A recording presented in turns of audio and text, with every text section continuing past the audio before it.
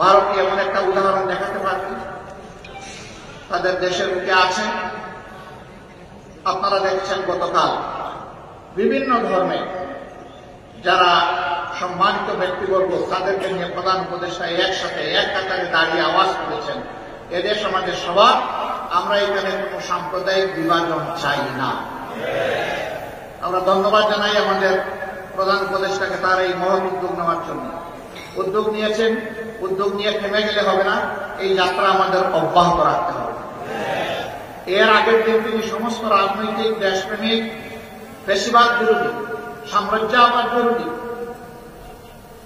জাতীয় রাজনৈতিক নেতৃবৃন্দকে নিয়ে তিনি এক কাতারে দাঁড়িয়েছেন। সবাই আমরা একই আওয়াজ তুলেছি, আমরা কোন আগ্রাসন সহ্য করব না। বাংলাদেশের 1 ইঞ্চি জমি আমরা কাউকে ছেড়ে দেব না। আমাদের জীবন দিব, তবু বাংলাদেশের আধা ইঞ্চি জমি আমরা ছেড়ে দেব না। এটি আমাদের কমিটমেন্ট। সম্মানিত ভাই বোনেরা, এই দেশ তাহলে আগামীতে কি হবে? এই দেশকে কে করবে? এই দেশ করতে হলে কিছু ছাতাবাস মুক্ত হাত দরকার, কিছু চরিত্রবান দুর্নীতিমুক্ত মানুষ দরকার, কিছু দেশপ্রেমিক চিন্তাশীল বিচক্ষণ মানুষ দরকার। এই বিচারটা করবে কে?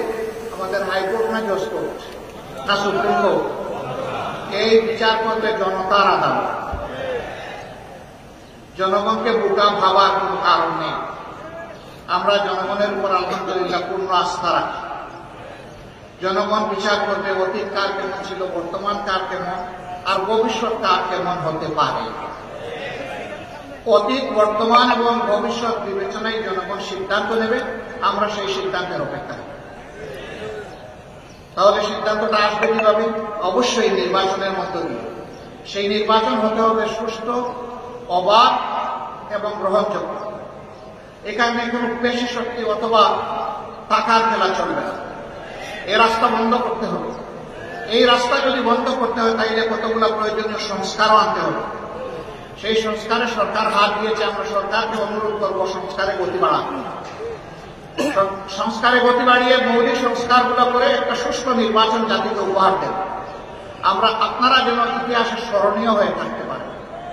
আপনাদের নিজস্ব কোনো এজেন্ডা থাকবে না। এজেন্ডা, জাতীয় এজেন্ডা একটাই, যে একটা সুন্দর সুষ্ঠু নির্বাচন আপনারা উপহার দেবেন।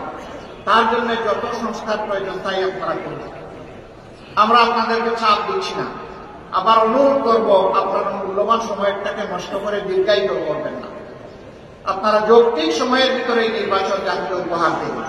জাতি গত 3টা টার্ম তাদের নিজস্ব ভোটের অধিকার প্রয়োগ করতে পারবে। বিশেষ করে জাতির 42 ভাগ ভোটার যারা যুবক, তারা একটা ভোটও দিতে পারবে।